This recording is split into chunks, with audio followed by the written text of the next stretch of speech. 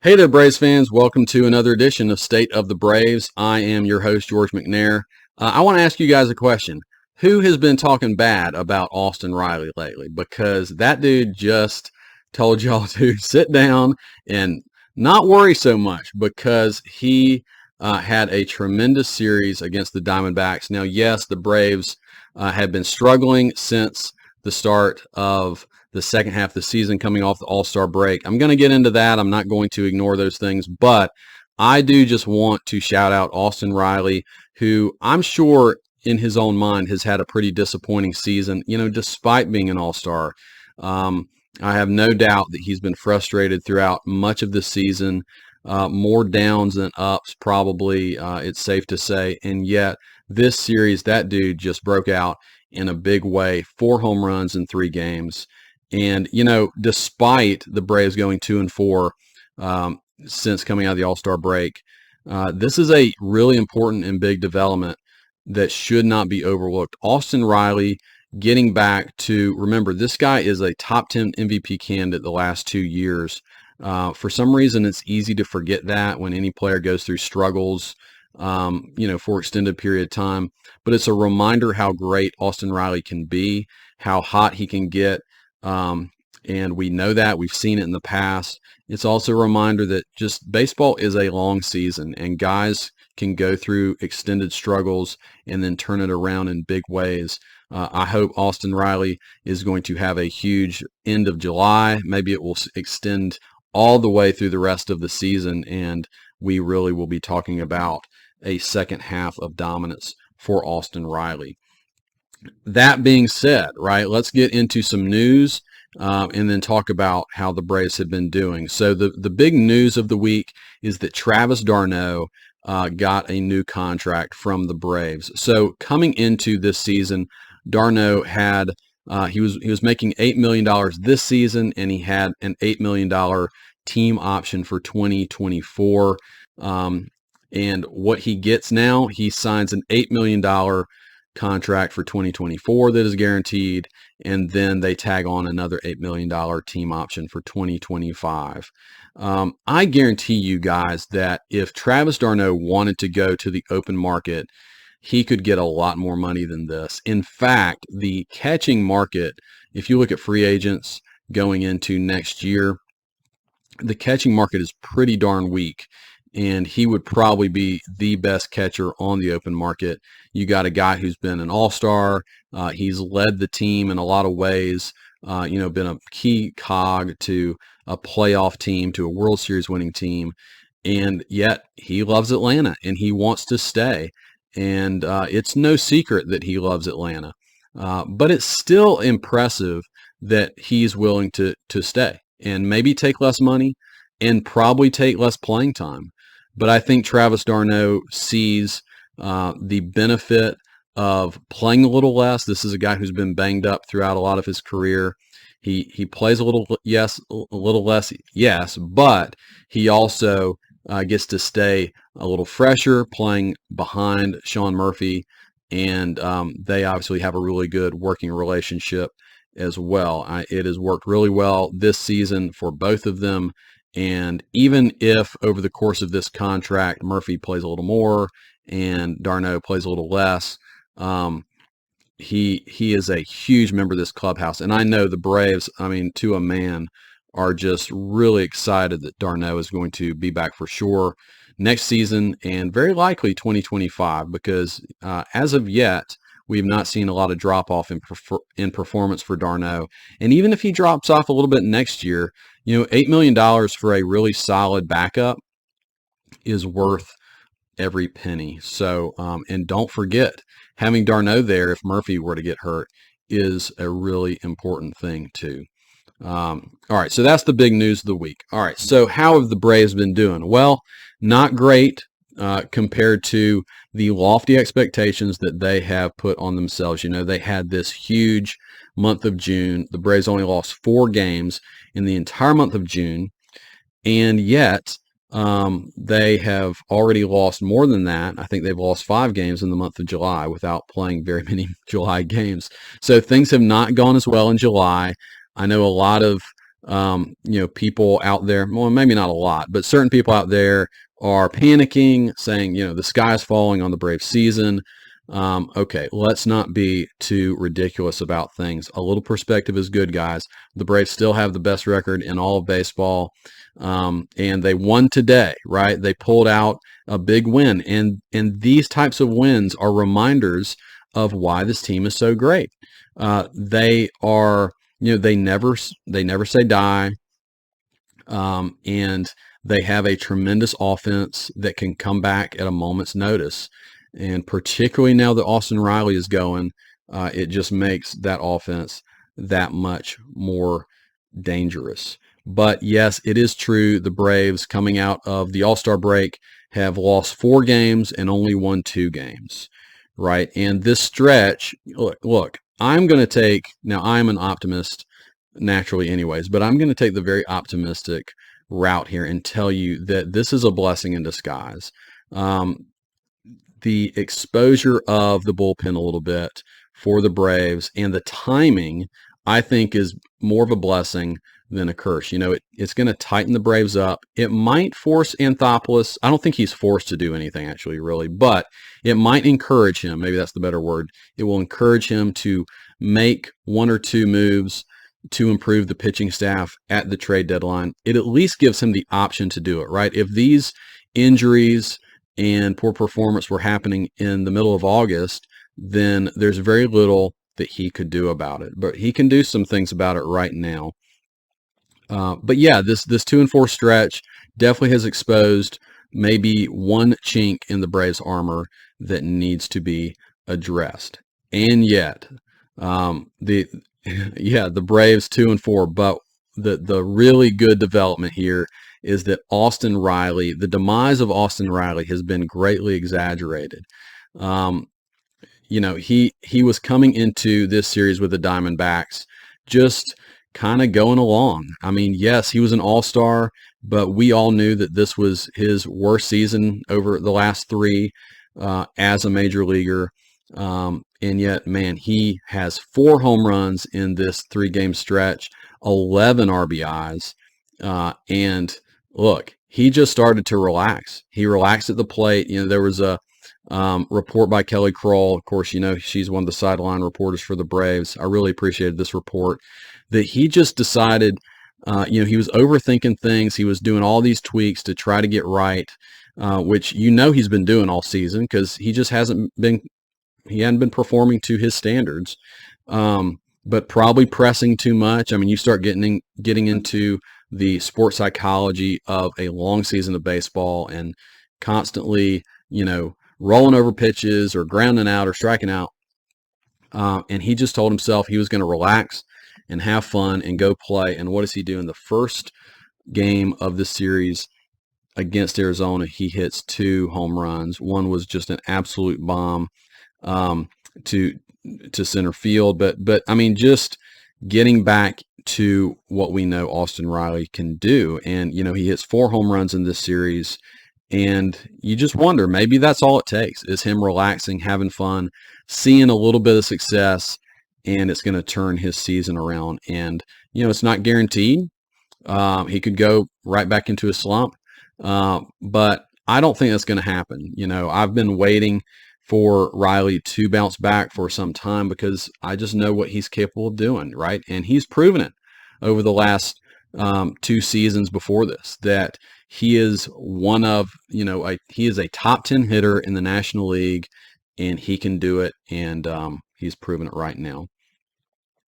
So anyways, looking backwards a little bit further, the Braves lose a series to the White Sox, and a disappointing one because the White Sox are not very good. They're a pretty flat team that is going towards the trade deadline looking to probably unload a large portion of their roster, and yet they take 2 out of 3 against the Braves. The Braves won the first series 9-0, right? And you have Matt Olson hitting that grand slam to open the series, and everything just seems to be flowing out of the All-Star break just like it was before.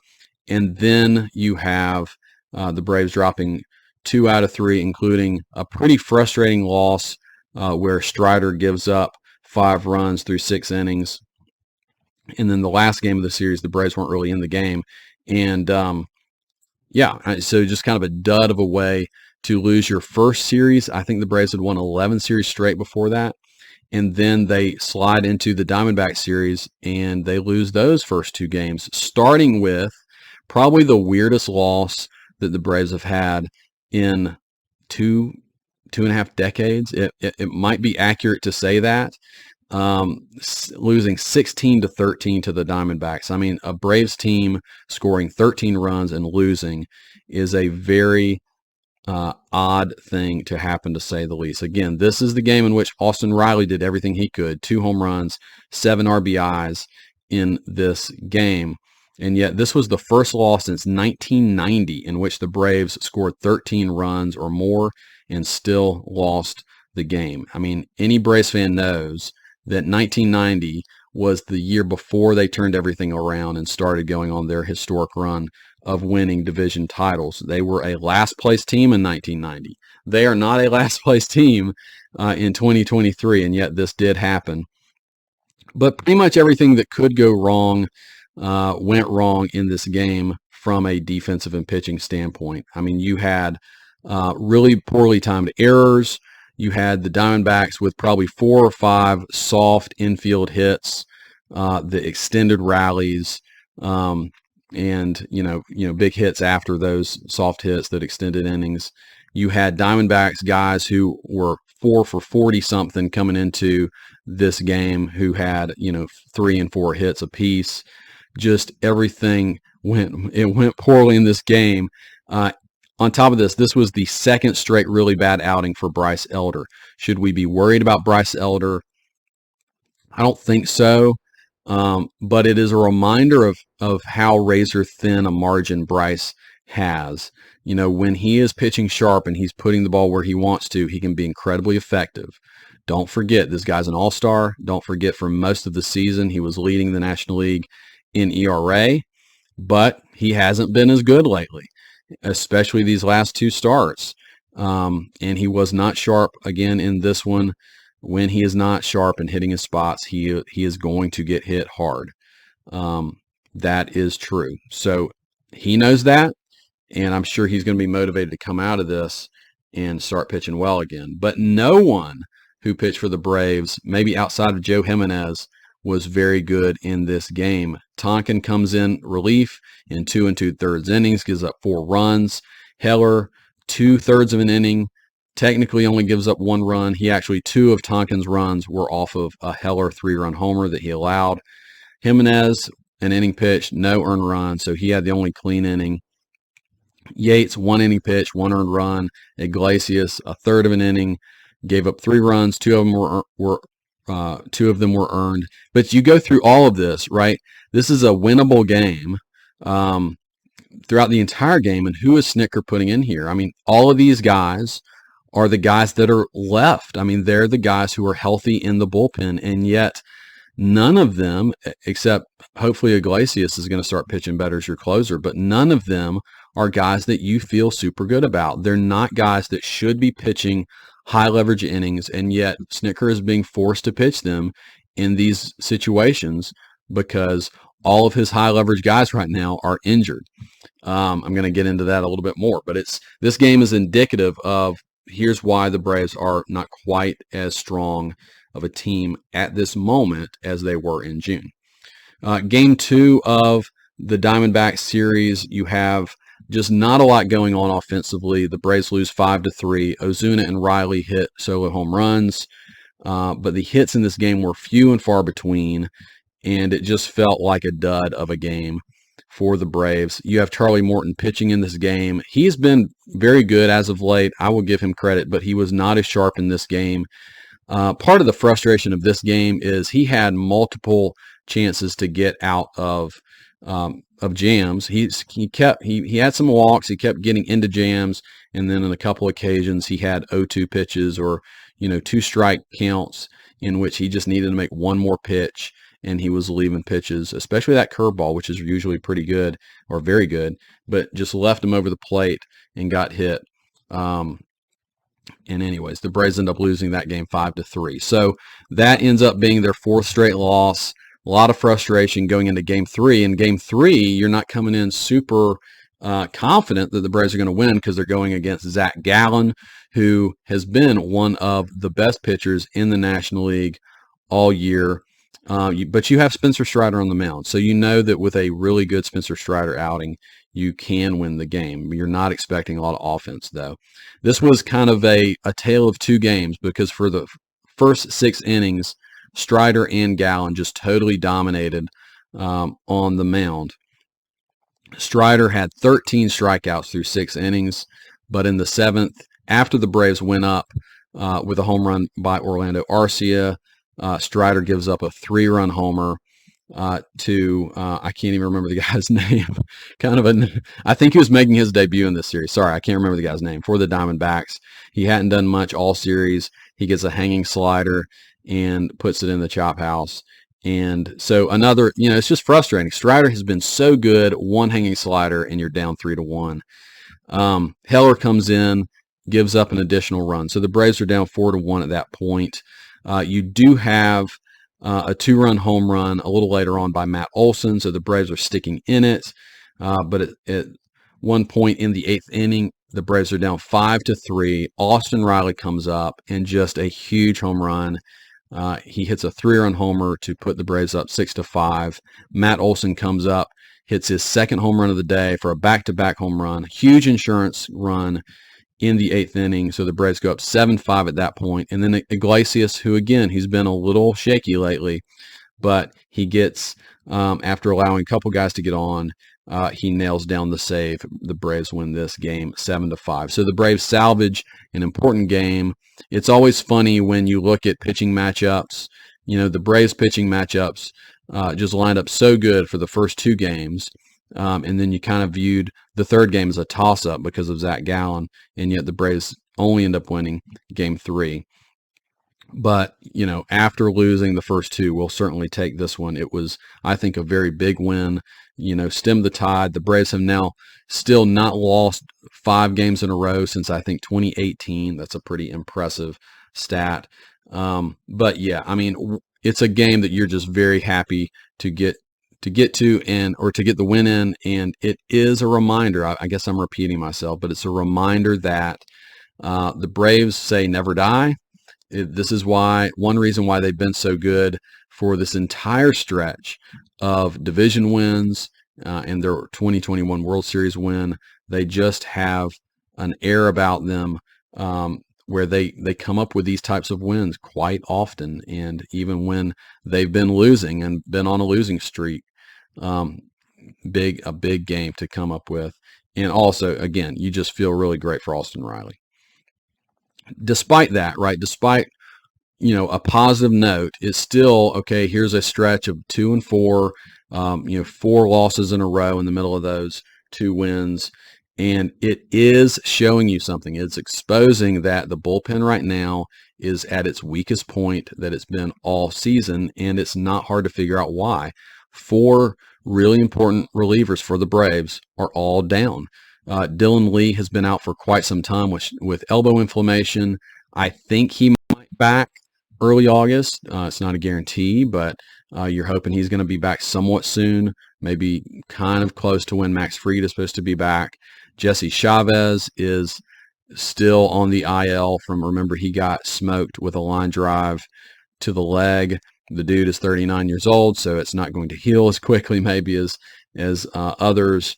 But getting those 2 back would be great. Nick Anderson just went on the 60-day IL with shoulder issues. He might not be back at all, guys. AJ Minter, this is probably not something to worry about, but he was put on the IL with, I think it was like tightness in his pec. That's around his left shoulder, so you don't want to mess with that. But anyways, Dylan Lee, Chavez, Nick Anderson, AJ Minter, all on the IL right now. And so you're having to ask a lot of dudes who have been your low leverage guys to step up in bigger moments. And, you have some games where they look decent and other games where they don't get the job done. And so you're just going to see some less consistency from the bullpen right now.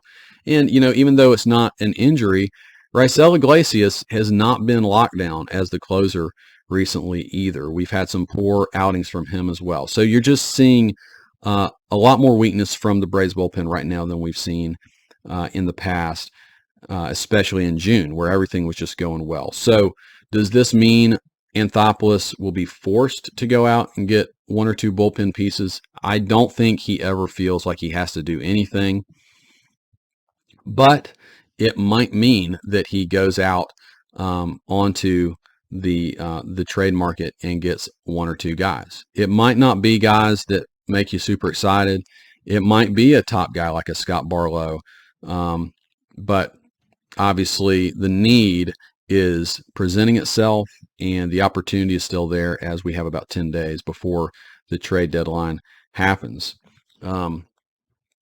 But it's not just the bullpen, right? The starters with Colby Allard going down is also a potential issue.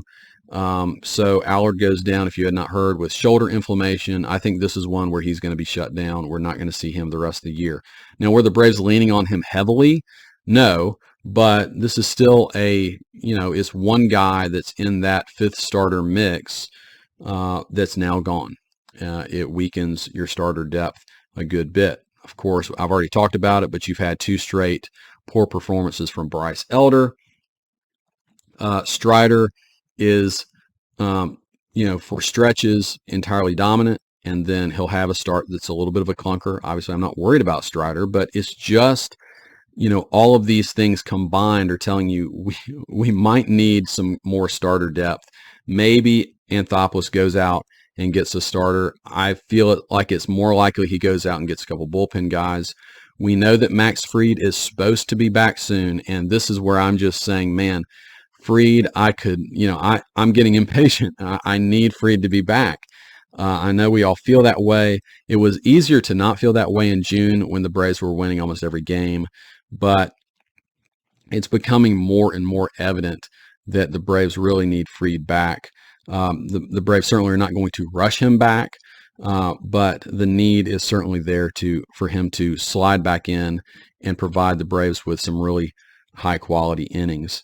As of right now, Mike Soroka is your fifth starter, and he hasn't really, as much as I love Soroka, he has not proved himself yet that he can lock that down. And honestly, with Allard going down, Soroka is more like your fourth guy, and you don't really have a fifth.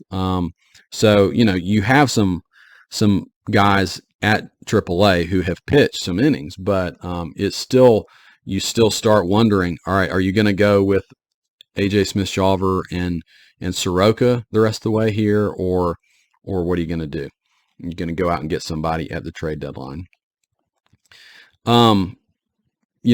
Just really quickly on Elder, as he's been struggling these last two starts, should we be worried? I think a lot of talk is about Elder regressing to the mean, that he was pretty lucky in the first half with his batted balls in play.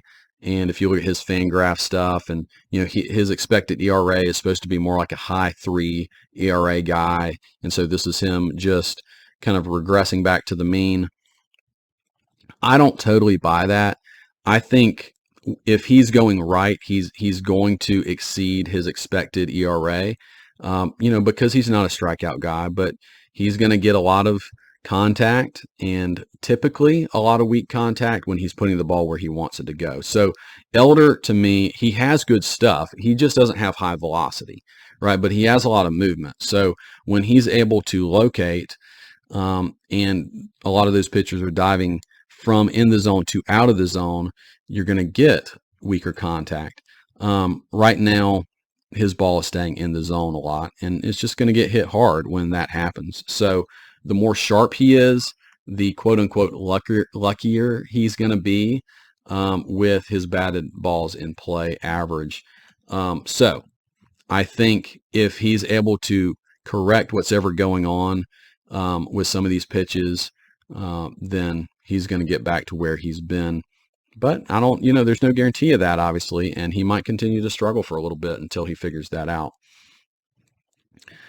Strider, in terms of, his performance against the White Sox, I just want to make this point.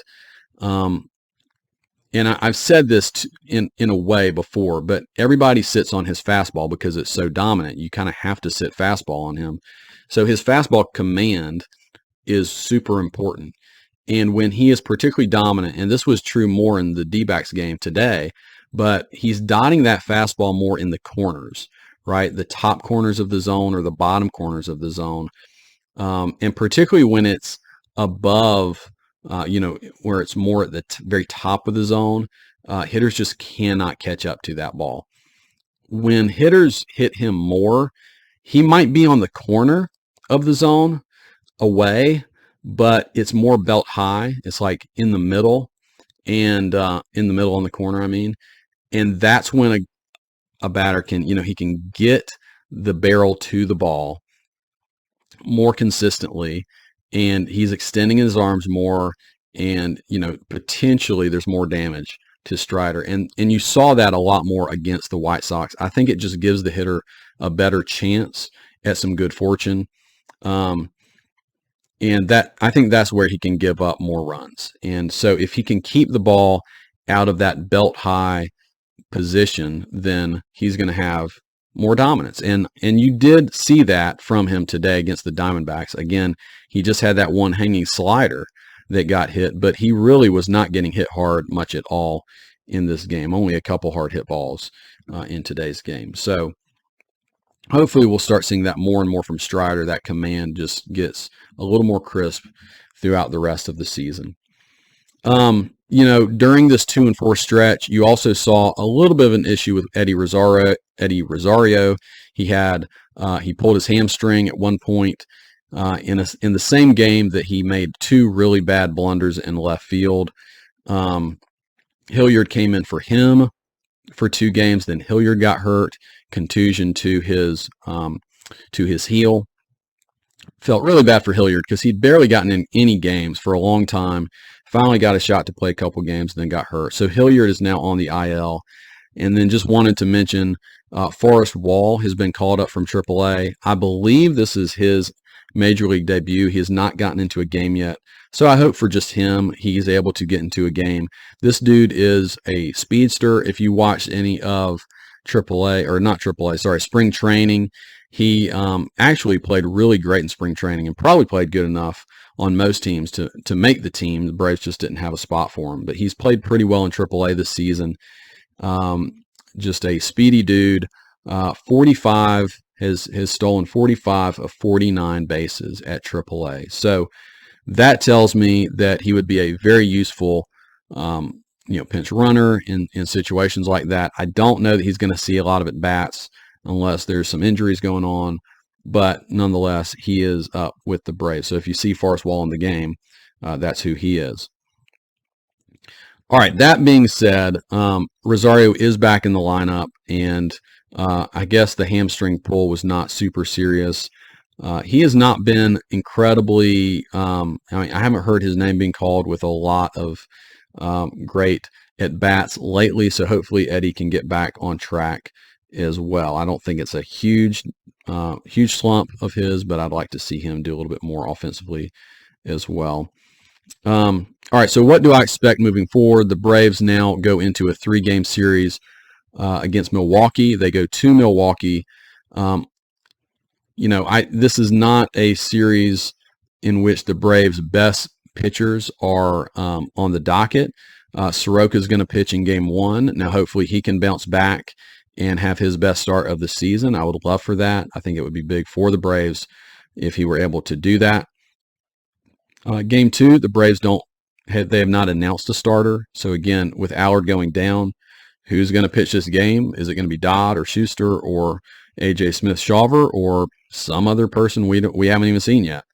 Or even a bullpen game. I think with the state of the bullpen, I doubt it's going to be a bullpen game.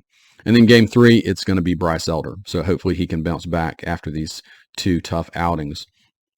But Milwaukee's playing well recently. They're 11-4 in July.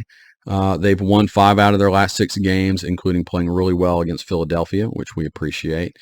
So I think it's going to be a challenging series for the Braves, but a good opportunity to bounce back against a good team. Just a quick note, in Game 3, Elder is slated to go against our old friend Julio Teheran, former Brave, for many years. I'm impressed just that Julio is still pitching in the big leagues. His stuff just had taken such a big nosedive near the end of his tenure with the Braves. Pitched with the Angels for a little bit, but was really bad. But he's actually been pretty decent on this kind of comeback tour with the Brewers. So it will be pretty interesting to see him in action against, of course, a very good Braves lineup.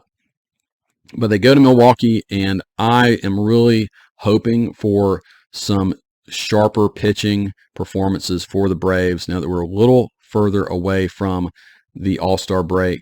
And, you know, the pitching has definitely been letting the Braves down a little bit. I mean, it's just fair to say that. Outside of maybe Strider's start today, 13 strikeouts is pretty impressive. But it would be great on this road trip for the Braves pitching to bounce back and support what is obviously, as we know, a great Braves offense. Also, it would be great to just see Austin Riley continue to crush the baseball and go forward there. But I really appreciate you guys tuning in to another episode of State of the Braves. Guys, it has been a little bit of a tough week, but looking for some good things for the Braves. And I will be back with you guys soon. See you later.